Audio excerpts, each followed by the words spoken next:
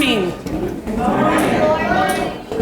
Welcome to Westside Unitarian Universalist Church, where compassion leads us to work for justice and equality.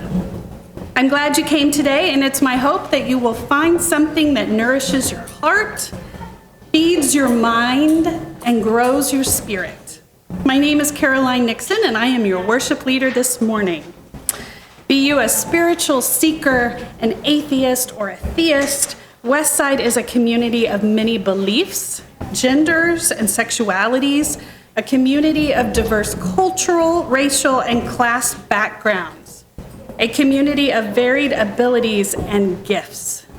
Some here find inspiration in the great books, others in the great outdoors, and others still in great conversations. Whoever you may be, all are welcome here. You are welcome in our inclusive congregation, and to newcomers and old friends alike, together we say, welcome. At Westside, we are raising the next generation of Unitarian Universalists, and we want them to know that they are an important part of our community. Several years ago, we chose to be radically inclusive and adopt a multi-generational worship where services include all family members. So welcome to all children and youth of all ages. I also thank those who help me because it takes a village to raise these Unitarian Universalists. Take a moment to reference the inserts in your order of service this morning and take with you what you might need for reminders this week or to share with others. In particular, this week, there is a form for a boxed lunch for the congregational meeting, so you'll definitely want to hold on to that and turn it in. For those of you joining us online, if you are not already on our mailing list, please sign up by clicking the link at the bottom of our website at westsideu.org. And for those of you here in person with us, please take a moment to silence your devices.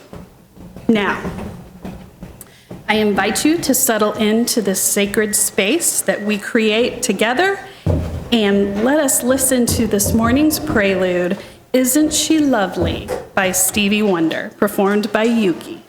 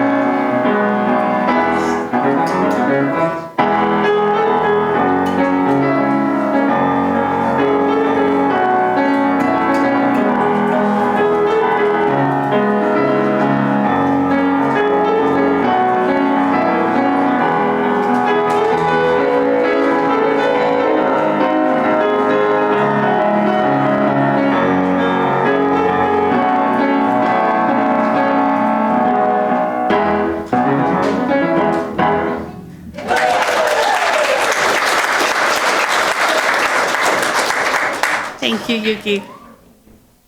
Our opening words are The Hearts of Our Whole Community by Jules Jaramillo.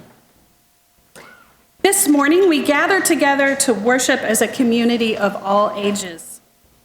Let us take a moment to look around at those of us sharing this sacred space. Let us recognize the hearts of our whole community, from our elders to our youngest and all the ages in between. Let us embody the beauty of this whole church community, even when there are a few more giggles, wiggles, and chatter.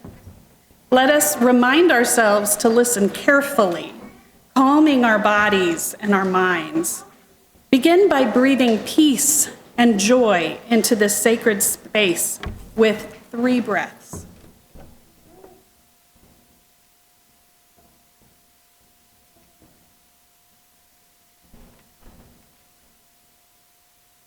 Know you are surrounded by the love of this community where all are welcome.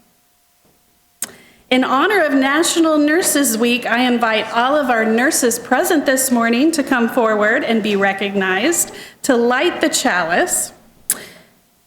We have Kim Hart, our faith community nurse, and Sue Spell. The chalice represents the Unitarian Universalist Association, or the UUA, and is a symbol of the UU faith.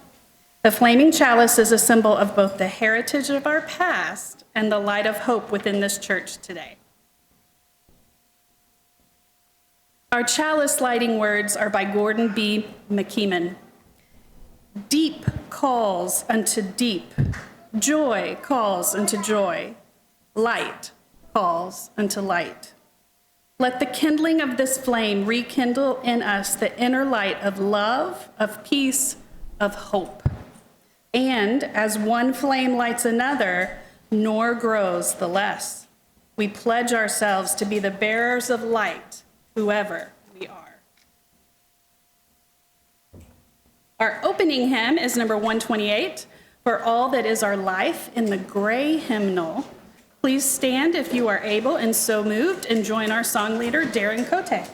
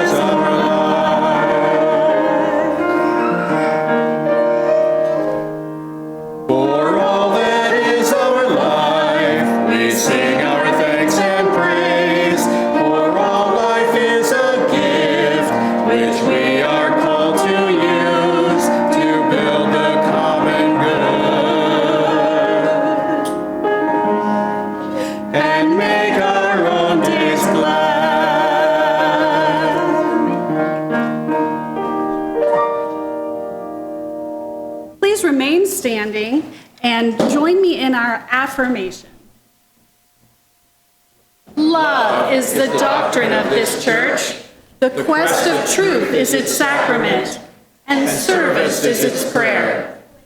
To dwell together in peace, to seek knowledge in freedom, to work for justice through action, to serve others in community, to the end that all souls shall grow into harmony with creation. Thus do we covenant with one another. You may be seated. Please come forward if you are young at heart, or if you would like a close-up view of our Time for All Ages presenter, Nikki Kennedy, who is our Director of Lifespan Religious Education. Good morning. Man, look at all the kiddos we already have up here. Good morning, Sophia. You know what, Caroline, would you mind snagging a few more pillows, maybe? I think we're going to run out. Whoa, and a tumble. Man, good thing you had those pillows to land on. Hey, are you okay, Taylor? Taylor, are you okay? Did you get a boo-boo? Are you okay? Okay, you're okay. He's okay. Yes, you have on the same shirts. You have on some pretty cool Westside shirts, don't you? I am so excited. You guys are all here today. I want to ask you about a word. And I want you to think about what it means. If I said the word love, what do you think of? Don't tell me yet. I want you to think about it, all of you. When I say the word love, what comes to mind? Think about it for a second. And on the count of 3, I'm going to ask everybody to loudly speak it, not yell it. There's a difference. I'm going to ask all of you to loudly say what you think love. Thank you, Darren. What love means to you. Are you guys ready? Or what you think about the word love. On the count of 3. You ready? 1, 2, 3. Yes. Wow. I heard some silly words and I heard some names of people. So you guys have lots of things that you love. Darren, thank you so much. Who needs, Cadence, do you need a pillow? And Aurora? We're not going to use potty words. Okay, we're not going to use potty words right now. Okay, so there are lots of things that we love. When I think of things that I love flowers, and I love the smell of dirt. I love crayons, and I love adventures. I love dolls, and I love cars. But I especially love people. And when I think of love, and you guys, did you know that each one of you are really loved? You're really loved by people you came with, and you're really loved by all the people, a lot of people, and all the people in this community. They all love you, and they all are excited you're here. They love seeing your smiles when you walk in the door. Let me see your smiles. Let me see a practice smile.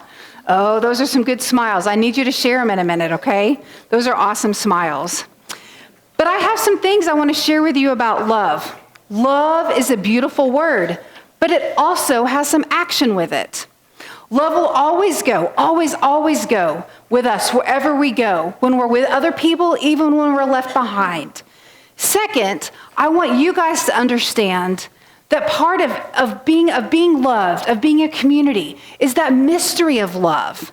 Most of us as Unitarian Universalists want to understand what it means to be loved, to be love's partner, and to be love's helper. That means that we love each other. We try to keep everyone safe. We notice people when they may be in danger. We notice ways that we can love them. We notice ways that they can be loved. We will go with them. We will walk with them. We will be with them to let them know they're loved.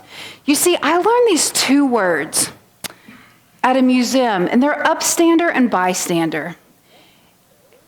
Those are pretty big words. A bystander means someone who just watches things happen. They just watch it. But an upstander is someone who tries to make good things happen. And one way you guys can be upstanders is to help everyone know that they're loved, to help them feel loved, to give them your smiles.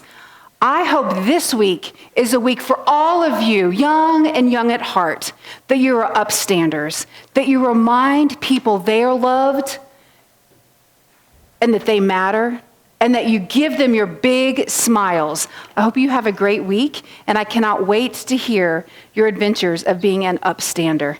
Thank you guys so much.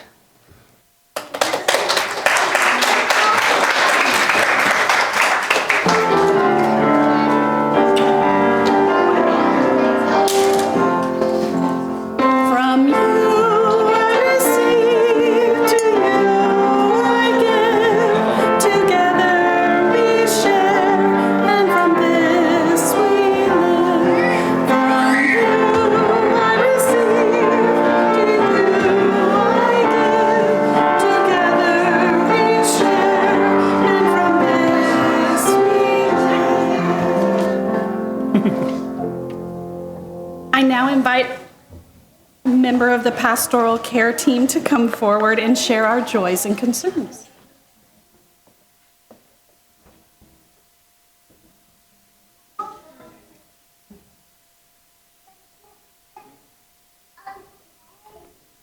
Good morning. So much energy. I'm Debbie Rake, your pastoral care associate this morning. In our community here at Westside, we make time each week to share pieces of our lives with one another.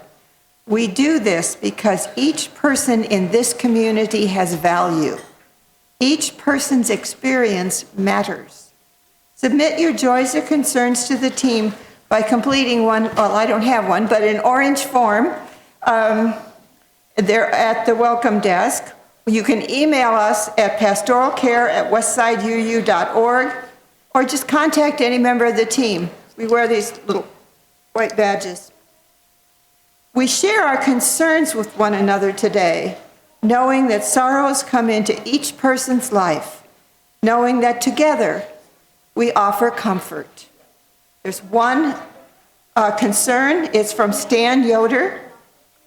He says, I'm in Fort Worth ICU, getting new pulmonary embolism emergencies dealt with, and I don't wish to have guests or calls. Thanks.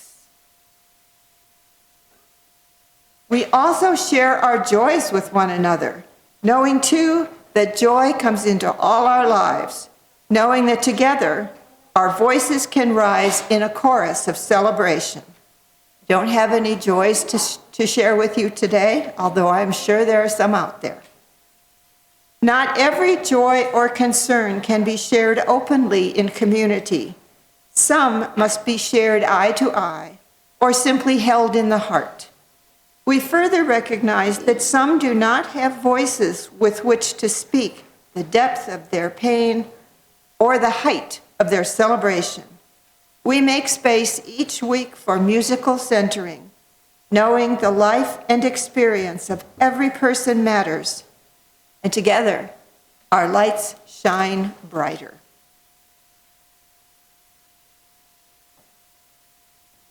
As we hold all the joys and concerns among us, both those spoken and unspoken, let us center to number 1009, Meditation on Breathing, in the Teal hymnal.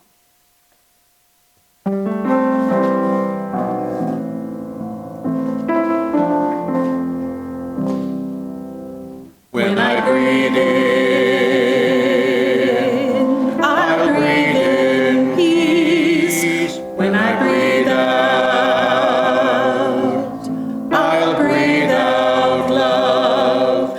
When I breathe in, I'll breathe in peace. When I breathe out, I'll breathe out love. When I breathe in,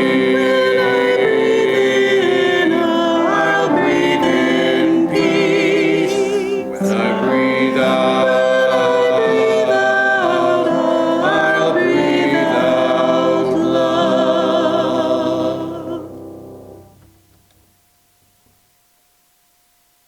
I invite you to relax your mind and body and join in a time of meditation. It will begin with an introduction before we move into a minute of silence. Our bell will sound to signal the start of your own meditation, prayer, or reflection, and it will sound again at the end. Our introduction this morning is Love Knows You by Barbara Merritt. When my youngest child was a baby, the sweetest part of my day was putting David to sleep. At 15 months, he had a demanding schedule. There were toilet paper rolls to unravel, dressers to empty, bookshelves to clear, trash baskets to dump on the floor, papers to tear, pans to bang, books to redistribute throughout the house and office, pigeons to chase in the park, food to massage into his hair, a brother's toys to covet and fight for, and a considerable collection of bright and educational playthings to utterly ignore. By 7:30 at night, little David was stumbling through the house like a drunken sailor, cranky, exhausted, and too tired to walk in a straight line. But when I warmed a bottle of milk and he climbed up into my lap, the transformation was nothing short of miraculous. He would start to drink the bottle, and all the tension and agitation would melt away from his face. As he nestled into my arms, the frantic energy and the frustration disappeared. His body relaxed. He started to smile and hum to himself, and in a few minutes, he was asleep. As the look of peace came over him, I found myself feeling wonderfully peaceful as well. Most little children find a place of comfort, safety, nourishment, and love in their mother's and father's arms. It's the place to go after a long, hard day, a reality they can trust. Again and again, they return to this sustaining relationship. Independence is fine.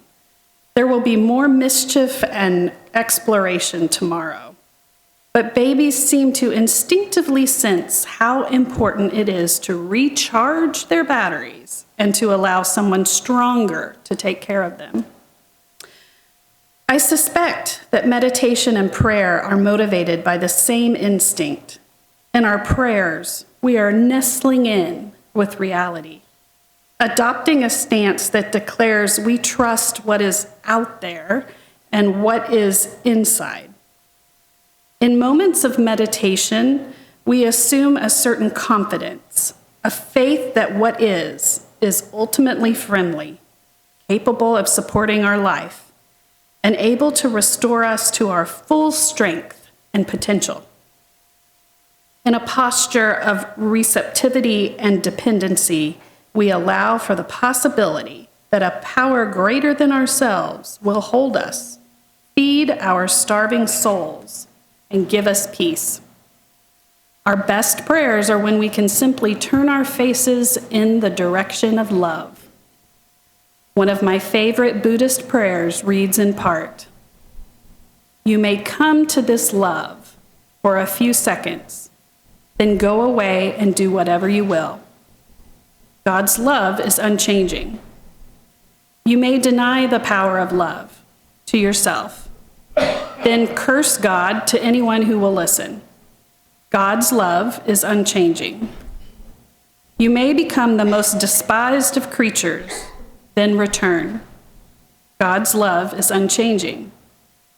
Go where you will, do whatever you will, stay however long you will, and come back. This love is unchanging. No matter what befalls, no matter what you become, love awaits you always. Love knows you and serves you. God's love for you in a changing world is unchanging."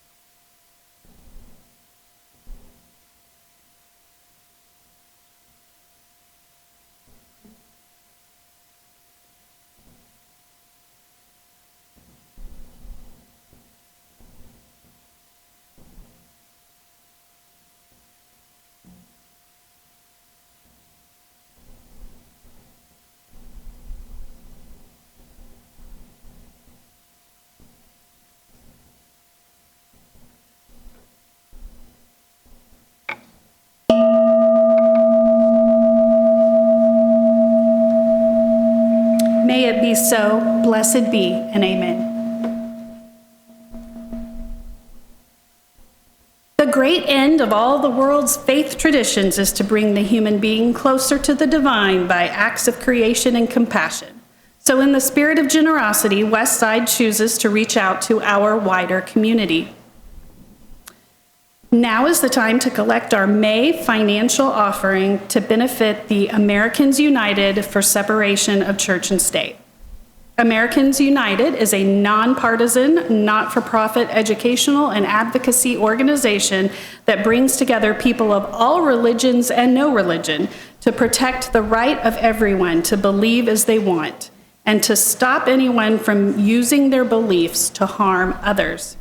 The organization fights in the courts, legislatures, and the public square for freedom without favor and equality without exception.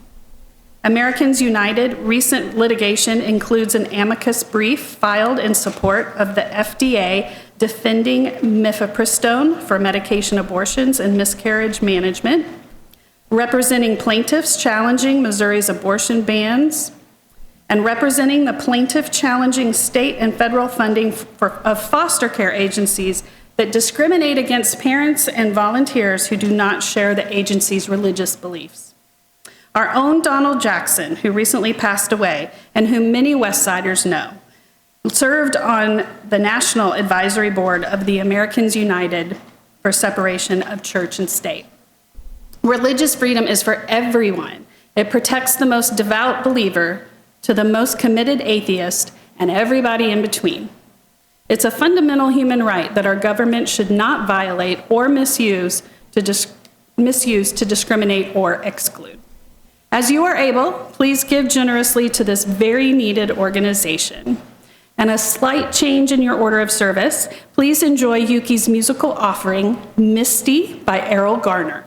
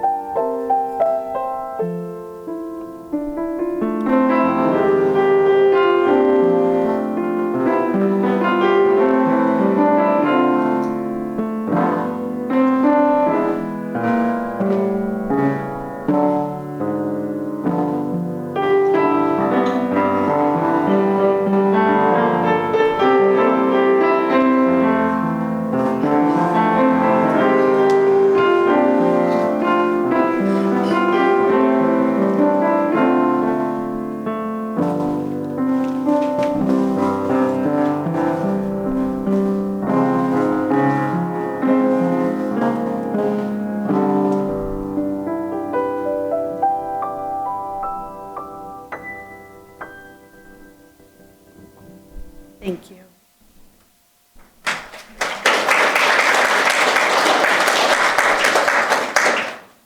Of course, she can still play beautifully, even with a migraine.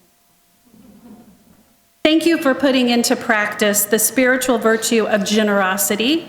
Our giving connects us to the wider web of our community. And thank you also for keeping your stewardship commitment current to keep our congregation's important work going. And now, Reverend Dawn's reflection this morning.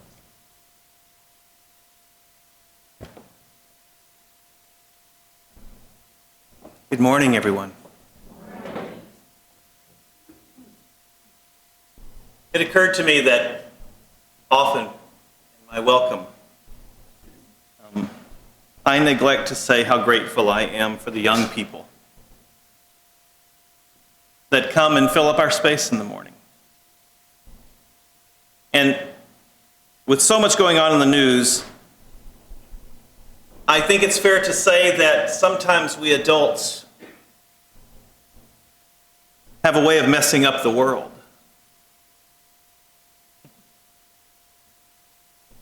My heart really is breaking this morning over what happened in Allen. And it's also breaking because what happened in Allen happens all the time now. And it's almost as if we don't even talk about it anymore. So I'm reminded that it's the children that come to this place who have this amazing power, I think, that we forget sometimes. It's the young folks who can be our teachers. And I just wanted to give a special welcome to those who are young in this place this morning. And I want you to know that we see you. We truly do love that you're here. And we hope that you will be our teachers. What I mean by that is when Marjorie Williams wrote The Velveteen Rabbit, she had some sort of insight into this hidden truth that children could be, and so often are, teachers of adults, if only adults could listen. It's a truth that is captured in ancient literature as well.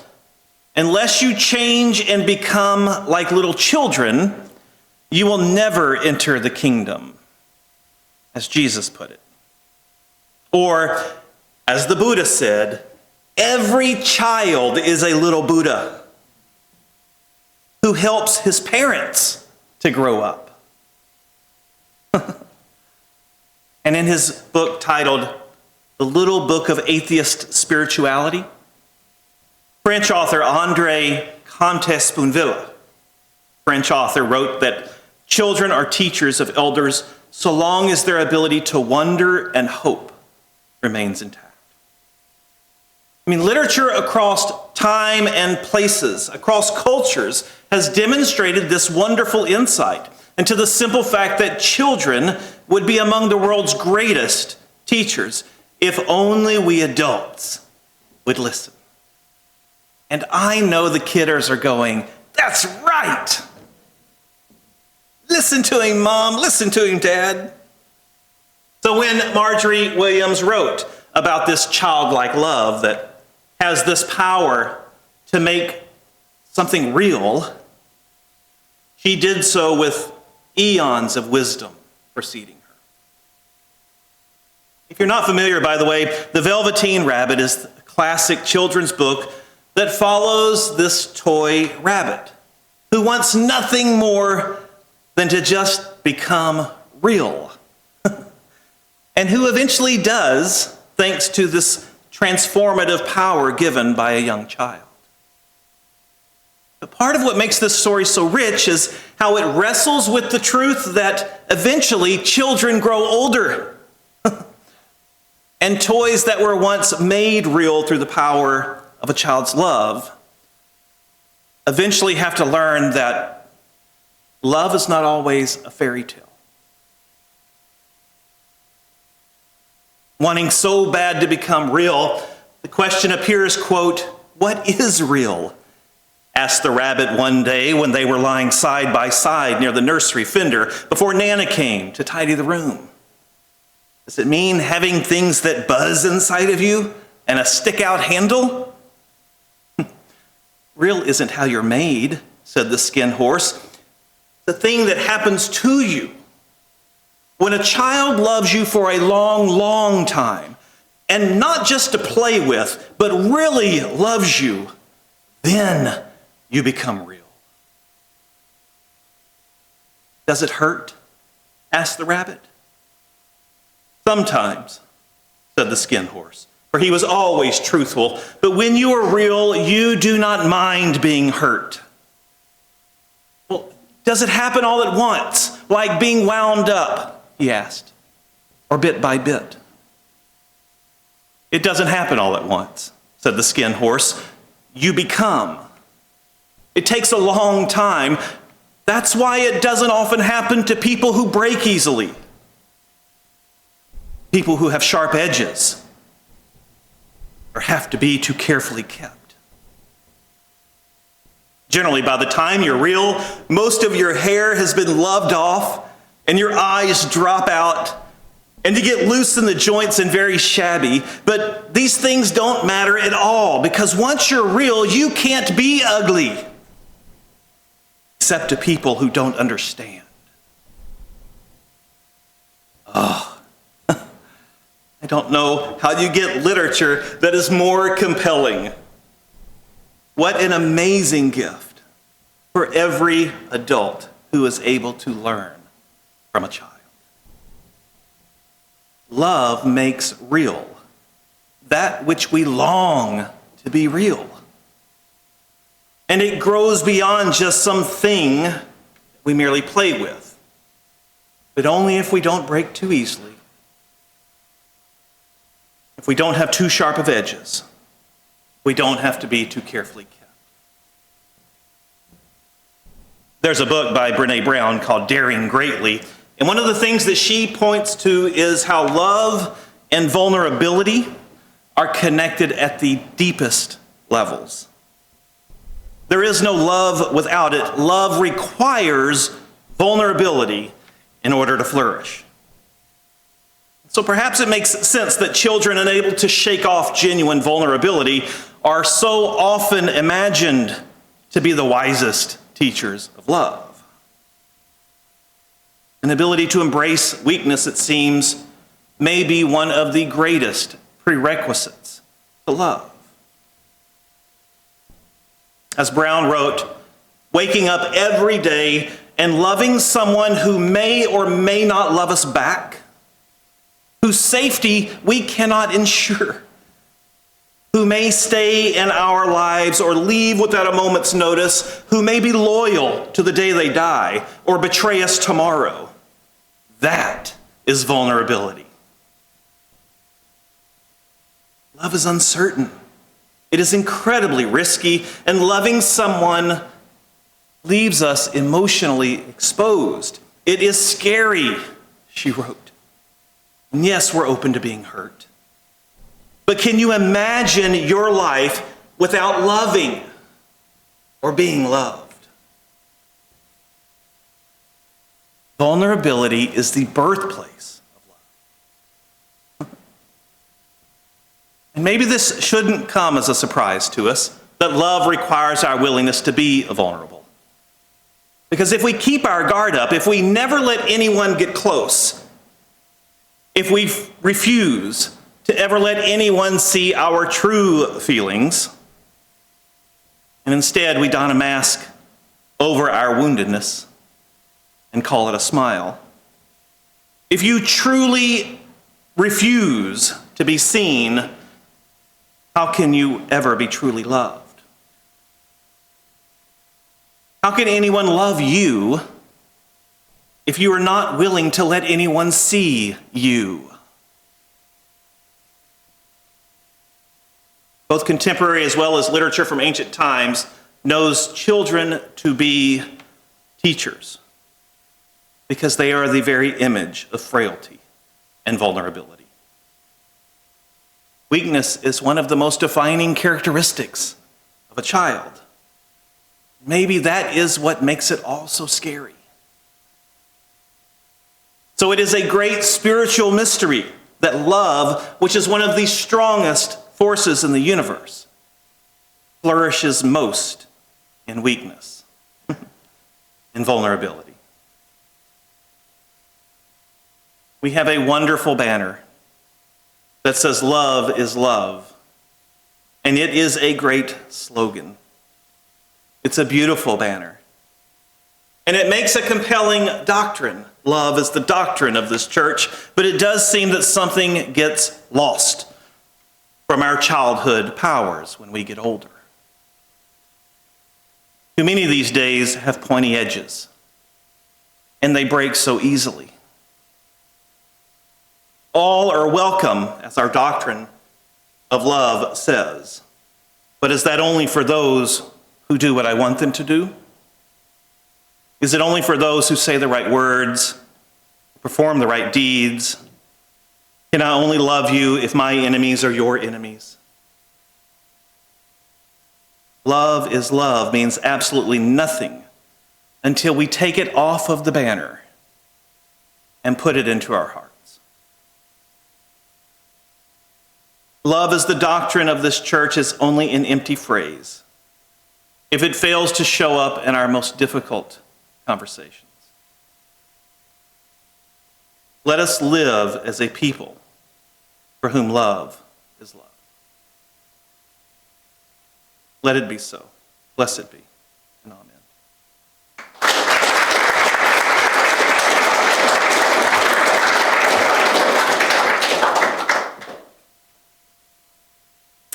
Let's join together in our closing hymn, number 131, Love Will Guide Us. It is in your gray hymnal.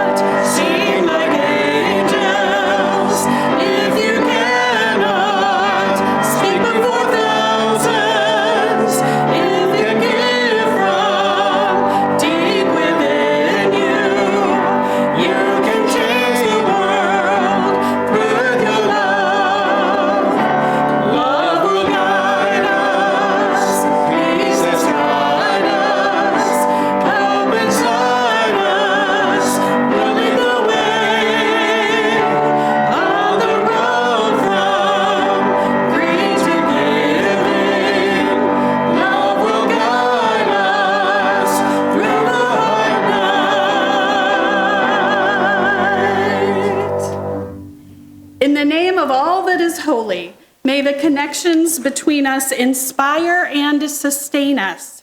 May the flame of life within us and amongst us be a sacred reminder that we are all called to serve, to grow, and to love as we continue this journey of transformation.